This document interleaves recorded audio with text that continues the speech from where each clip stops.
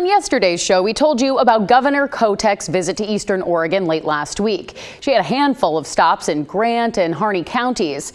She made an in-person visit to 20 of the state's 36 counties. It's part of her One Oregon listening tour that'll continue until she hits every county in the state. And we asked for your thoughts on her visit out east, especially considering the feedback we got after Pat Doris's Eastern Oregon series. A lot of folks out there have told us that they feel like lawmakers in Salem just aren't listening to them. And I do gotta say, we were a bit surprised at all of the positive messages that you sent in. Laura, she told us it is refreshing to learn that Governor Kotek visited Grant County, talked with residents, asked good questions, and listened to citizen responses. No, that's not political show. It's what political leaders should do. Let's see more of it. A viewer named MJ told us, I think it's great that Governor Kotek is moving forward with her listening tours. It's a first step and needs to continue, whether it's her, or a representative. There are more opinions and ideas out there that need to be heard and included as decisions are made for the state. And finally, there's this one from Anne. It's a start, I think. I believe it to be genuine and the beginnings of better understanding. I hope Governor Kotek takes more listening tours like the one to Grant County. And okay, anytime we mention Governor Tina Kotek lately, several of you send us emails and voicemails that sound a little something like this.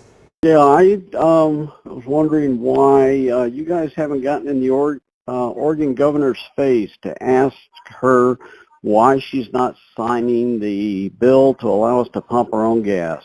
Oregonians overwhelmingly want this, and she just seems to be ignoring it. I was just wondering, what her position is on this, why she's not signing it. Thank you. And Jim wrote into us saying, please do a story ASAP about the holdup with Governor Kotek on signing the pump your own gas bill. I understand that time is running out. So, okay, let's address a few points here from both Doug and Jim.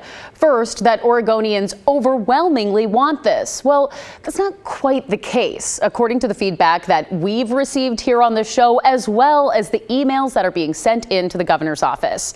In updated numbers given to us today about the sheer volume of emails her office has received about the bill, they tell us they've gotten around 5,500 so far. Nearly 3,000 want the bill signed, and 2,600 do not want it signed in order to keep things the same way that they are now. So your feedback to us when we talk about the bill follows a similar pattern. The governor's office tells us, well, she remains interested in hearing from Oregonians, but again, they would not say if she's leaning one way or the other when it comes to whether she's actually going to sign it, right? So now let's address Jim's point that time's running out. The governor has until August 4th to decide on this bill, meaning we could be waiting until late next week for a final decision. And there's a reason why she's had so much time to deliberate and get feedback from Oregonians, and it's thanks to the state constitution. Now, normally, this is the part of the show where we'd read to you exactly what the Constitution says and explain it from there. But the section relating to the governor signing or vetoing bills is complicated, to say the least, okay? It's Article 5, Section 15B, for those of you who do want to look it up for yourselves. We had to enlist the help of the chief clerk of the Oregon House to help us unwind all the legal language. So let's give you the boiled down version instead. We'll start with bills that are passed in the middle of the legislative session. In that scenario, the governor has 5 business days to sign the bill or veto it and send it back to the chamber it originated in. If she does neither of those things within the 5 days, the bill automatically becomes law, even without her signature. But again, this is only for bills that are passed during the middle of the session.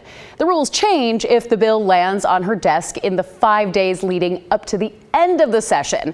If that's the case, as it is with the pump your own gas bill, a 30-day clock starts from the day the session ends. And here's the thing, it's 30 business days. So because the last day of the session was a Sunday, June 25th, 30 business days later lands us on August 4th. So if you really want to make things complicated, and it's politics, so why not, right? Let's say the governor vetoes a bill after the session is over. She has the constitutional right to call a special session, or the bill would go back to its original chamber at the beginning of the next session for the following year. Are you keeping up? This is a lot.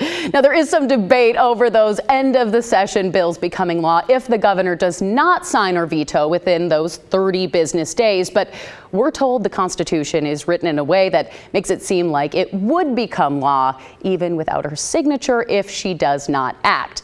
But in this case, I would imagine that the governor will make a decision one way or another on the pump your own gas bill. Some viewers at home may have to pump the brakes and wait until late next week, and they have the state constitution to thank for that.